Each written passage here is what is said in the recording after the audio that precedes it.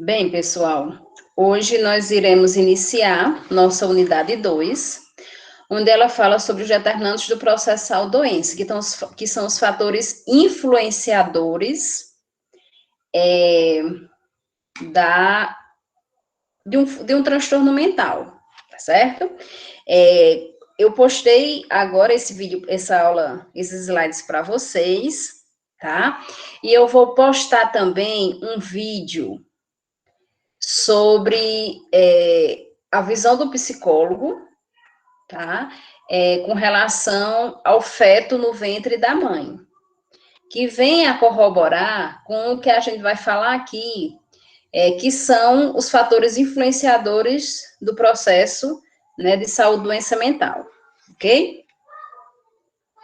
Aí vocês vão assistir e vão ver como ele vai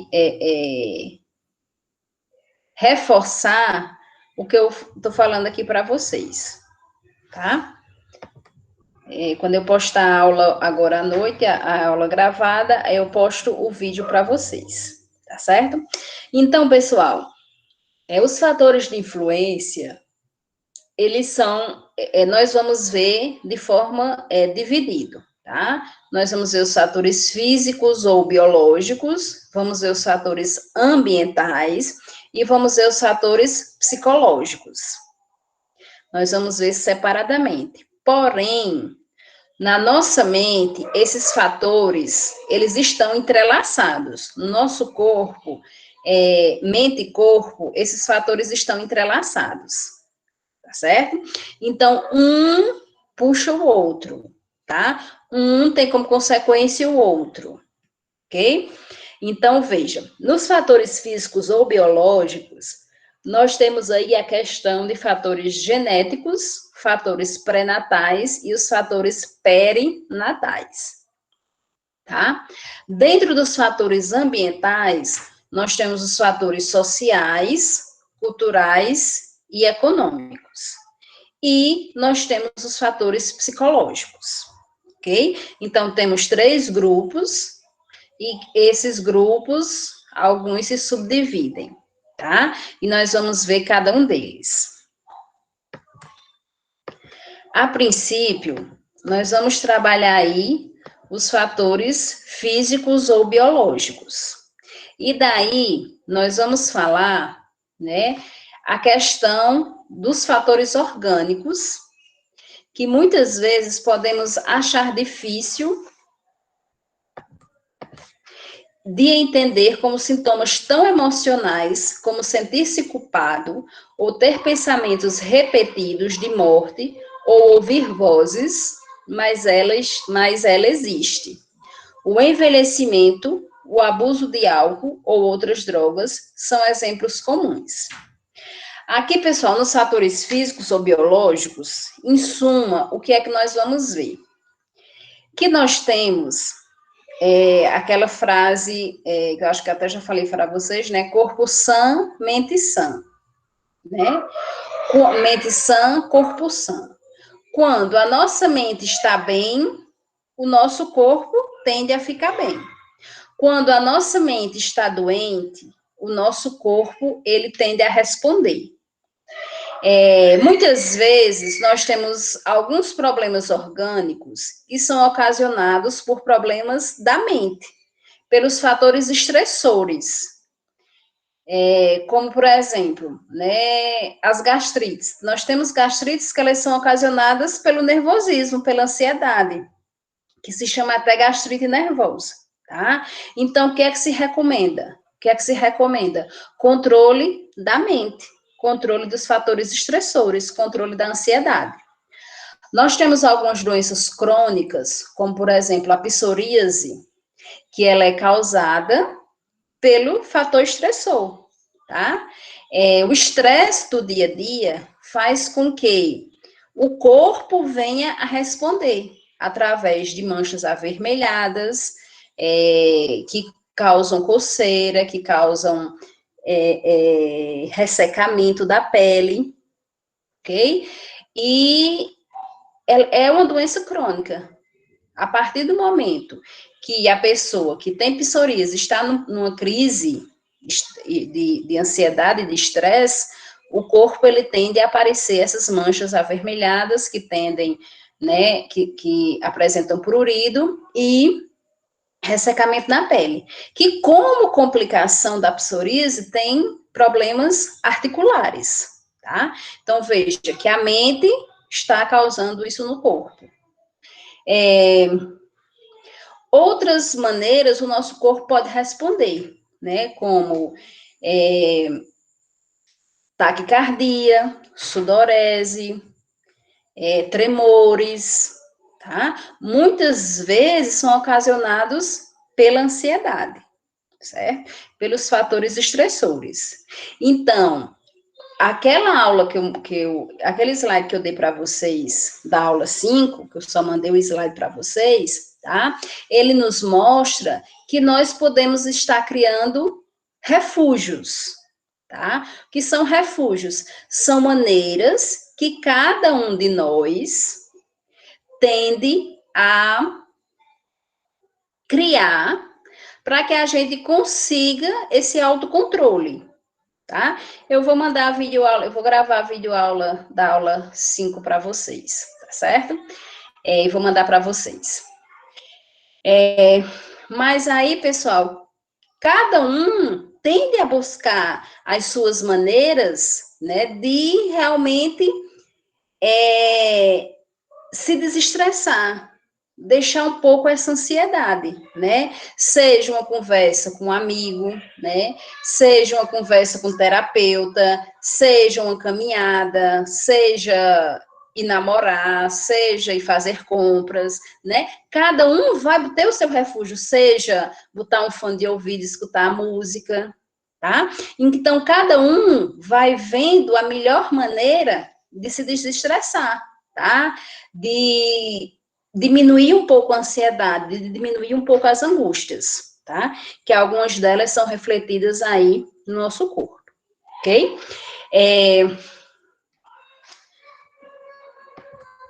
E daí, pessoal, dentro dos fatores físicos ou biológicos, nós temos os fatores genéticos ou hereditários, tá? Que vêm muitas vezes a corroborar com o desenvolvimento das doenças mentais. Aí, veja bem, tá? A ciência, ela não está ainda 100% comprovada que a pessoa nasce com genes do desenvolvimento do transtorno mental, tá? Então, por exemplo, se o meu pai ou a minha mãe tem transtorno mental, a ciência ainda não está garantindo que 100% eu vá nascer com um gene que futuramente eu desenvolva um transtorno mental. Não.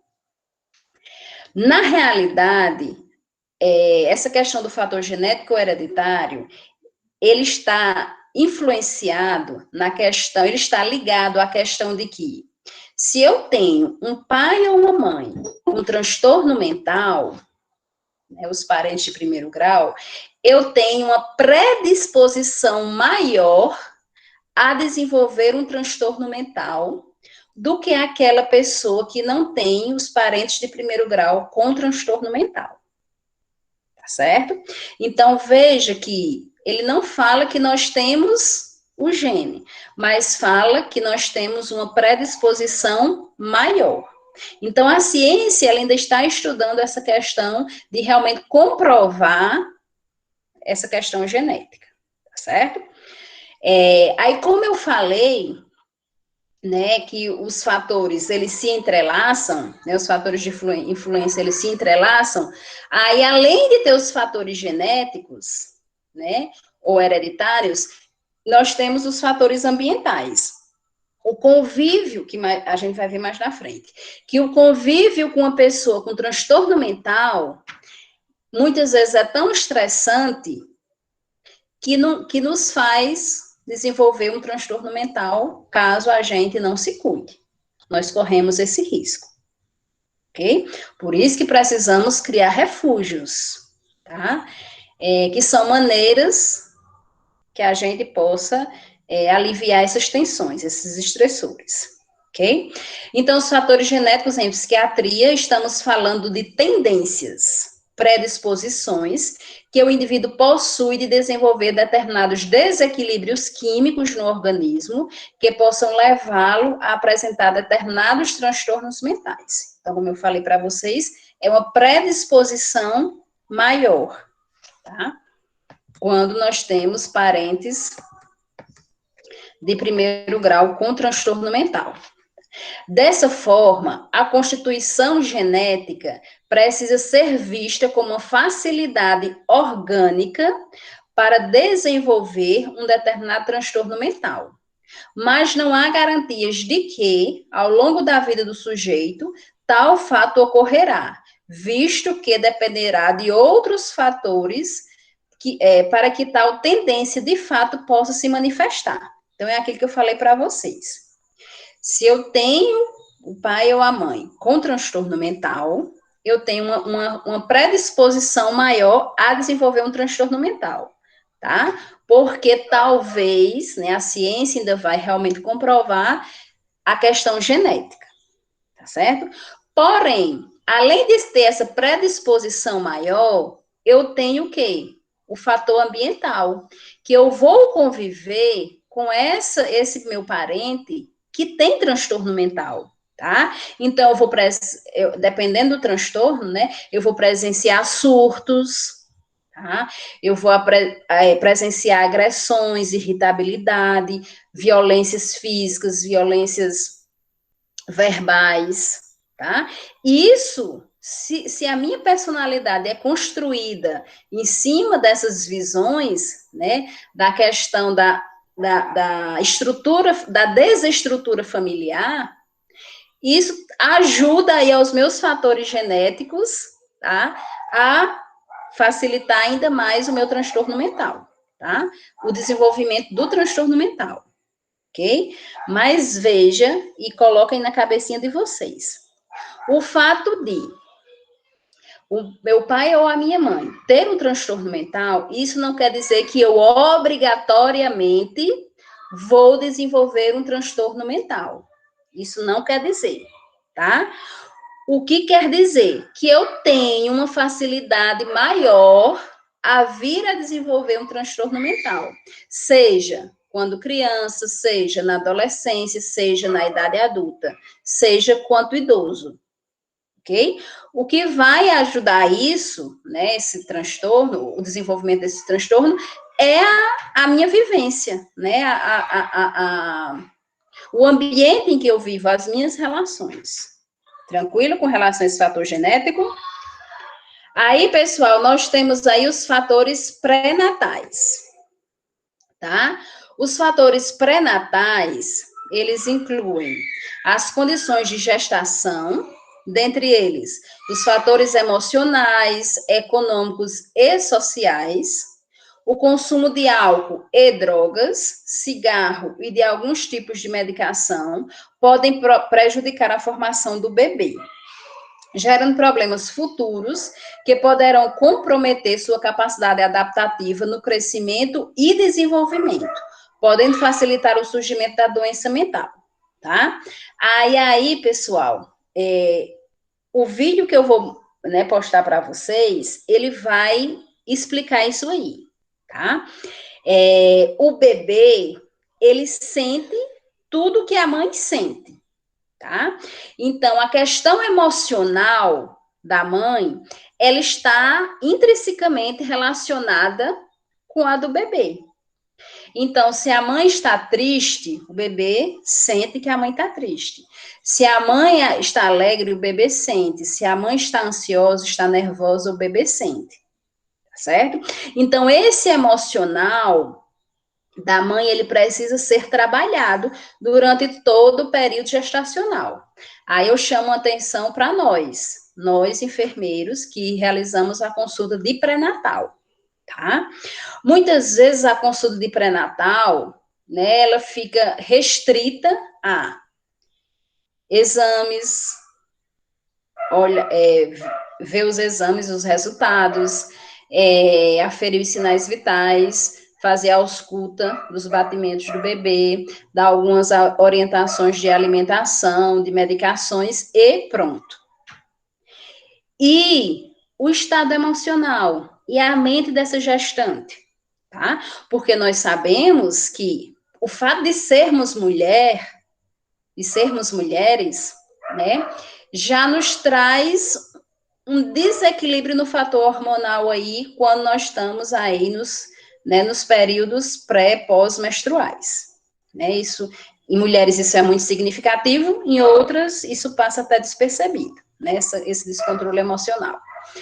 Quando gestante, ocorre, né, mais uma mexida aí nos nossos hormônios, tá? Então, pessoal, a nossa mente, ela está, né, como nós sabemos, interligada com essa questão hormonal. E daí nós temos a famosa TPM, e daí no período gestacional nós temos altos e baixos com relação ao nosso emocional, né?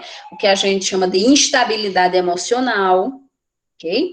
E daí nós passamos esses 9 meses nessa instabilidade, tá? Além de outros fatores externos. Se eu sou uma mãe solteira, se eu sou uma mãe adolescente, né? Se eu já tenho outros filhos, se a família já tem problemas econômicos, tá? Se o meu parceiro não quer saber do filho, fatores externos, certo?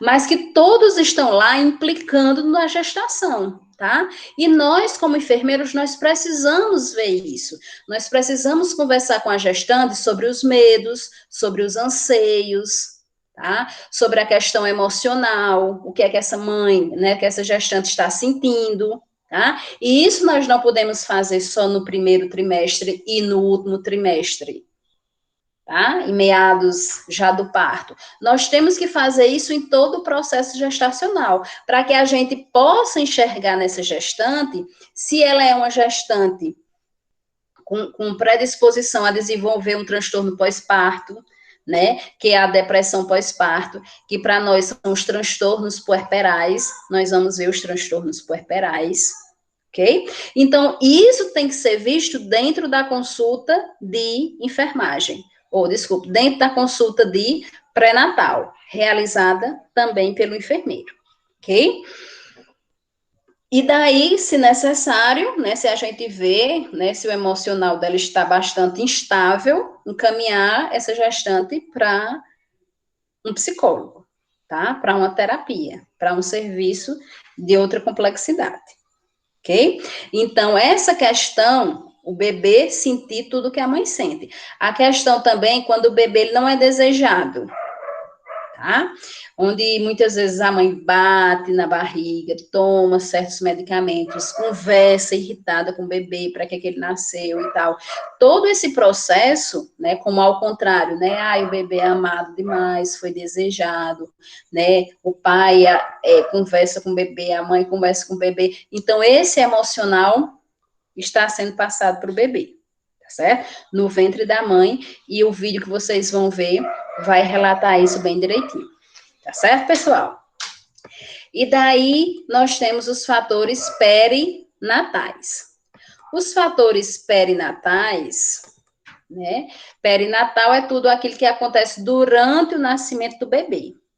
Em algumas situações, o bebê pode sofrer danos neurológicos devido a traumatismos ou falta de oxigenação do tecido cerebral, que é a hipóxia cerebral. Nesses casos, dependendo da gravidade desses danos, a criança poderá desenvolver problemas neurológicos, como, por exemplo, a epilepsia ou diversos tipos de atraso de desenvolvimento, que podem formar a base para futuros transtornos mentais. Aí eu abro um parênteses aqui, pessoal, uma coisa que nós iremos ver, né, a questão de medicamentos. Paciente que é diagnosticada com transtorno mental, tá? E ela engravida durante o período gestacional e durante o período perinatal, que é o período da amamentação, alguns medicamentos elas não irão poder fazer uso, tá?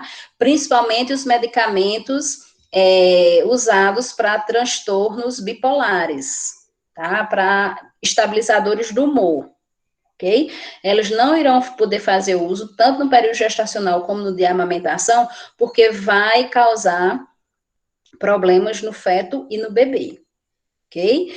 Aí vocês imaginem, ela precisa desse medicamento para o autocontrole, né? Para controle dos sintomas. Então, se ela não fizer uso, tá? Como é que será essa gestação? Como é que será esse período de amamentação? Ok? Então, os psiquiatras, né, eles mudam a medicação para que a paciente não fique sem usar nenhum tipo de medicação, tá? Mas o controle, ele não, essa medicação, por ter sido mudada, ele não vai conseguir, tá? Então, ela vai apresentar crises, ok? É outra coisa, pessoal, a epilepsia não é um transtorno mental. Isso nós vamos ver mais na frente, mas eu já estou falando para vocês, a epilepsia não é um transtorno mental. São problemas neurológicos, ok? E, pessoal, nesse período perinatal, né, nós também temos que ver as nossas consultas de puericultura, certo? Trazendo para nós, como enfermeiros, dentro da consulta de puericultura. Eu tenho que observar a criança, tá? Quando ela vem desde a primeira vez para o acompanhamento e desenvolvimento, para a consulta de puericultura, ok? Essa questão dos reflexos, tá? Os reflexos do sugar, os reflexos de pegar, né? Vocês vão aprender todos esses reflexos quando pagar a saúde da criança, tá?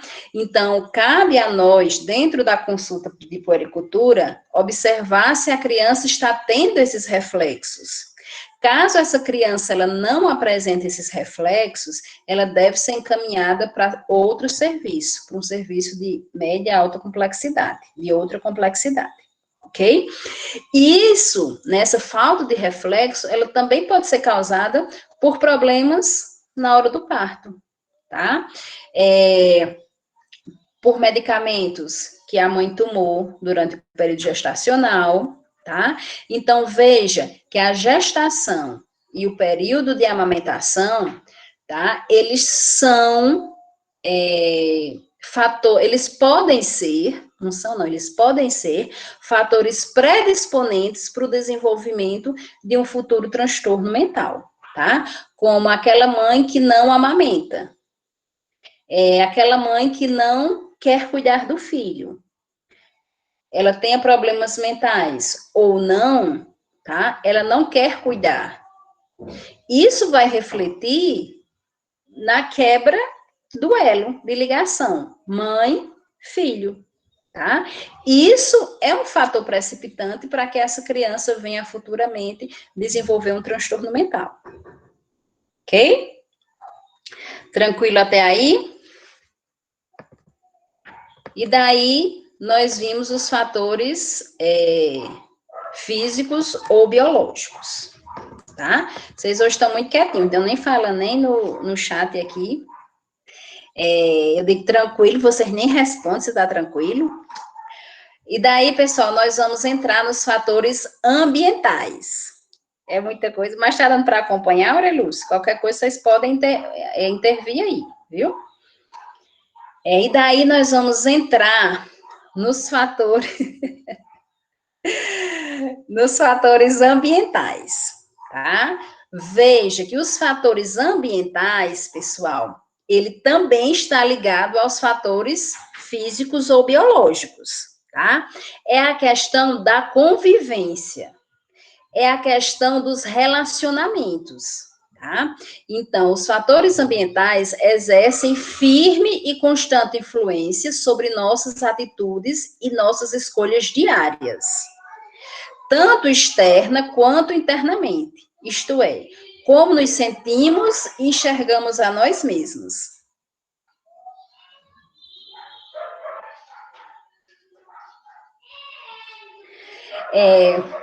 Na verdade, Wellington, a pessoa, né? Não, não é liberado, não, tá? É a questão do comportamento. Enquanto ela é criança e a mãe não amamentou, ou a mãe não quer, não cria um relacionamento, quando eu falo não amamentar, não é aquela mãe que cria um elo, né, que não pode amamentar, mas ela cria um elo, ela dá carinho, né, ela abraça a criança, ela cria esse elo de amor, tá? Mesmo, né, muitas vezes ela não conseguindo, não podendo amamentar, tá? Tem N casos aí, né? Quando eu falo em não querer amamentar, é aquela mãe que não aceita esse filho. Durante todo o período gestacional, ela rejeitou, tá? A criança nasceu e ela não quer saber. Então, não há um vínculo mãe, filho. Não há uma criação desse vínculo. Então, a criança, ela vai o quê? Se sentir rejeitada, tá? Ela vai crescendo e vai observando que a mãe não tem esse carinho com ela, tá? A mãe não conversa, a mãe não abraça. E ela vai acabando, ela vai buscando esse afeto, esse aconchego, esse amor que faltou da mãe dar para ela em outras pessoas, tá? Numa avó, se ela der o carinho, numa tia, numa professora, tá? Então, é aqui, quando eu falo em não amamentar, é aquela criança que foi rejeitada desde o período gestacional e ela está crescendo e ela continua sendo rejeitada, tá?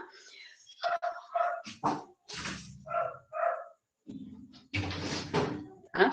Na realidade, Wellington, o fator genético ele vai influenciar, mas não é só ele.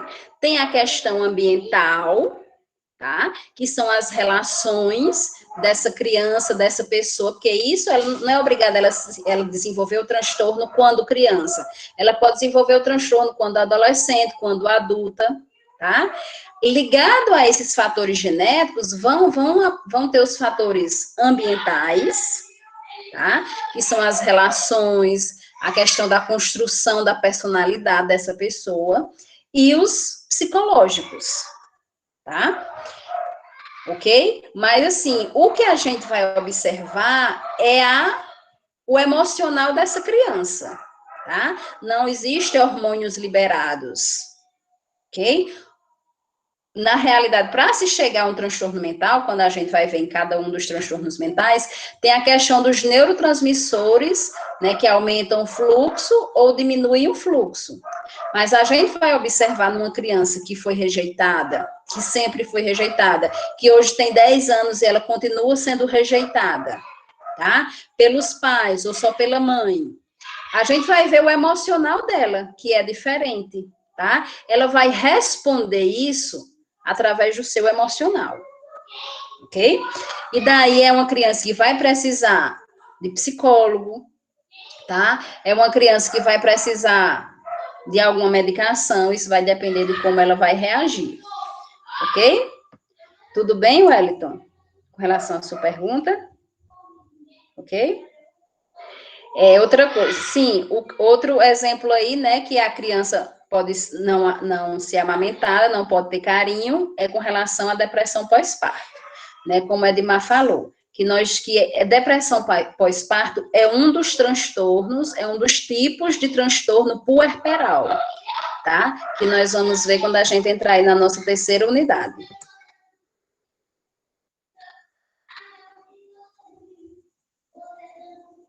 Exatamente, tá? E a criança, né, tem que se existir esse vínculo, mãe, filho, mãe, bebê, tá? Esse vínculo, o maior laço, né, de criação desse vínculo é através da amamentação, tá? Como eu falei, algumas mães não conseguem amamentar por N motivos, né, como a Edmar até citou aí, a depressão pós-parto. Tem outras que elas não querem, tá? Porque realmente não querem esse vínculo, certo? Por exemplo, eu já fiz pré-natal, né, de uma mulher, né, ela é meio jovem, né, era adolescente, engravidou adolescente né, e saiu da adolescência no período mesmo gestacional, e ela sempre, desde o primeiro dia, quando ela chegou lá no consultório dizendo que estava grávida, ela dizia que não queria o filho, e não quis. Passou, fez todo o pré-natal, tá, e dizia que ia dar, e daí ela deu, tá? Quando chegou lá um belo dia, ela com os pais, né, adotivos da criança, e ela numa boa lá, deu e pronto. Tá? Não criou nenhum vínculo afetivo durante todo o período gestacional, tá? Então, digamos que se fosse ela que fosse criar essa filha, certo? Ela não ia receber amor de ninguém, tá? Então, dentro do processo aí de criação, onde nós todos precisamos de afeto, né? Então, essa criança, ela não iria ter. Então, ela é uma pessoa predisposta a desenvolver o transtorno mental pela falta de afeto. Desde o período gestacional até o dia que nasceu, continuando aí, tá? Exatamente, como a Aurelio está falando, né? É o vínculo, certo? E o maior vínculo que é criado nessa relação mãe-filho, filha, é o aleitamento materno, ok?